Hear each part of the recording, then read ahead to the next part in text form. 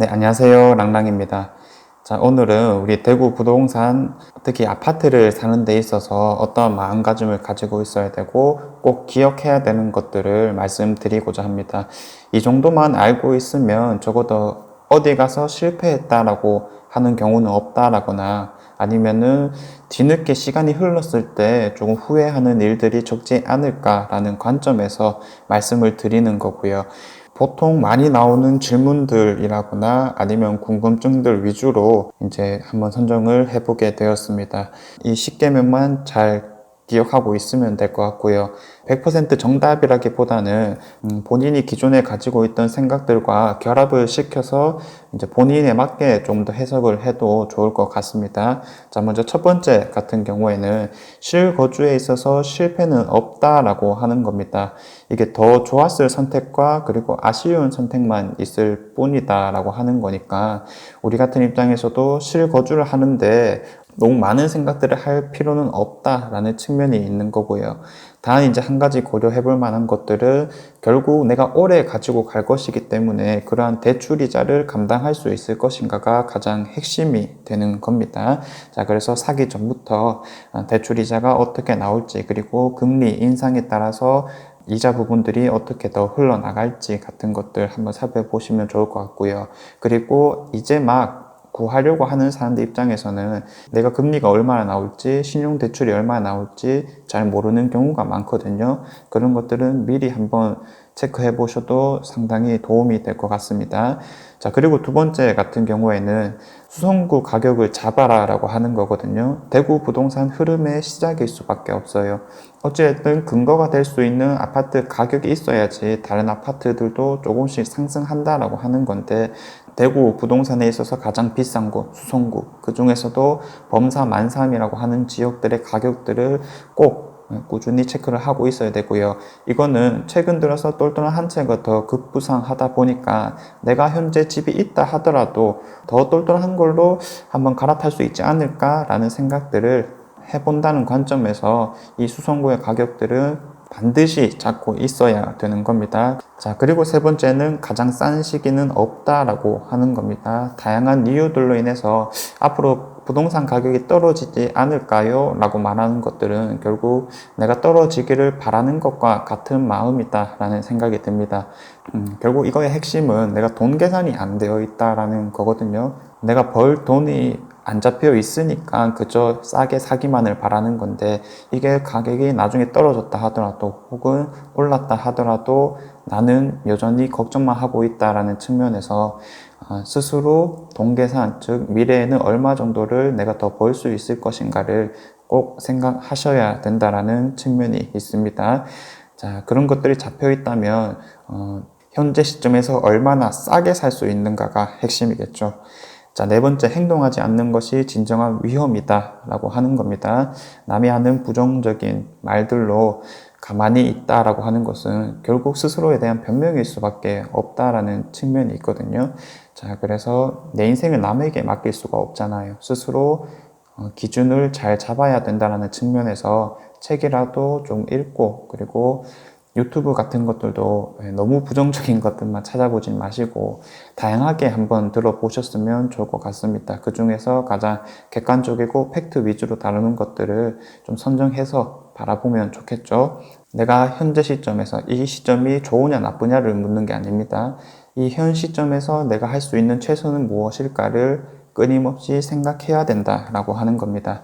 자, 그리고 다섯 번째, 청량만이 답이 아니다. 갈수록 로또 청약이라거나 청약을 통해서만 이제 접근하고자 하는데 물론 신축 아파트를 싸게 살 수 있는 방법이면은 틀림없지만은 내가 만약 현실적으로 청약 가점이 낮은데도 불구하고 수성구 청약만을 노리고 있다거나 그저 이제 좋은 입지 아파트만 노리고 있다라고 한다면은 그것은 이제 잘못된 접근법이다라고 볼 수가 있습니다. 그래서 현실적으로 전략을 갖춰서 청약을 해야 된다라는 측면이 있는 거고요. 다른 방법들도 충분히 싸게 살 수 있는 것들이 있습니다. 예를 들어서 임장을 엄청 많이 해서 금매를 알아본다든지 부동산 사장님을 많이 알아두어 가지고 좋은 물건이 나올 때마다 연락을 받는다든지 혹은 경매라든지 공매라는 시스템을 활용해 볼 수도 있는 거고요.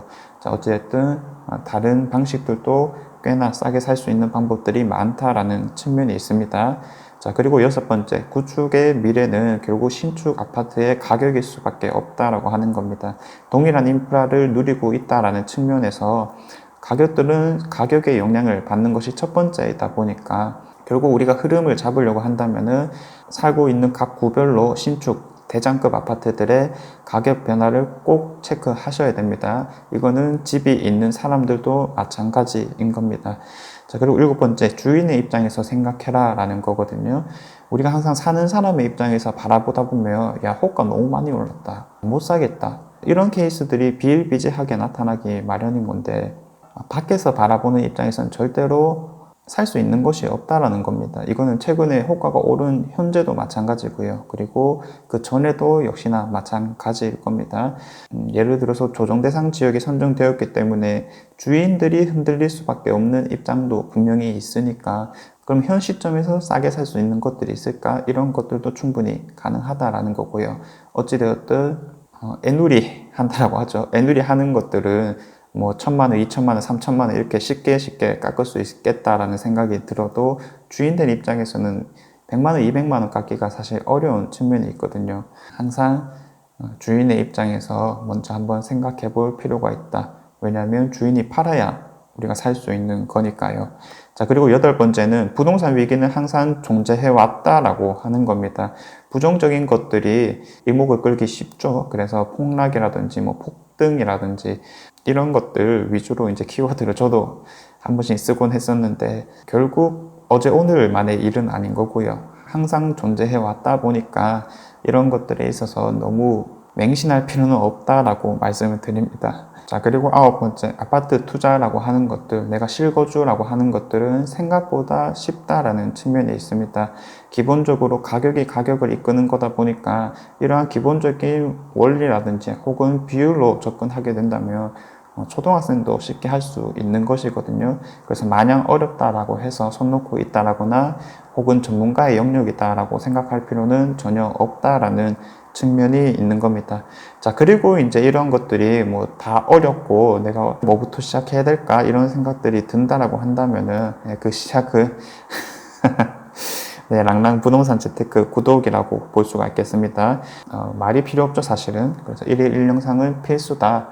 자, 그래서 대구 부동산 투자 10개명 1번에서부터 10번까지 한번 말씀을 드렸고요. 실거주에 실패는 없다. 수성구 가격을 잡아라. 가장 싼 시기는 없다. 행동하지 않는 것이 진정한 위험이다. 청약만이 답은 아니다. 구축의 미래는 신축 가격이다. 주인의 입장에서 생각해라. 부동산 위기는 항상 존재해왔다. 아파트 투자 생각보다 쉽다. 랑랑 부동산 재테크 구독. 자, 이 중에서 가장 중요한 거 하나 꼽으라고 하면 예, 말 안 해도 아시죠? 자, 아무튼 오늘 이렇게 대구 부동산 10개명 준비를 해봤었는데 이 정도만 여러분들이 생각하고 또 고민하고 행동하신다라고 하면은 실패하는 일은 없지 않을까, 그리고 먼 미래에 있어서 후회하는 일은 없지 않을까라는 생각이 듭니다. 자, 아무튼 각자 나름대로 중요하게 생각하는 것이 있다면 댓글로 달아주시면 좋을 것 같고요. 오늘 내용은 여기까지입니다. 다음에는 더 좋은 내용으로 찾아오도록 하겠습니다. 감사합니다.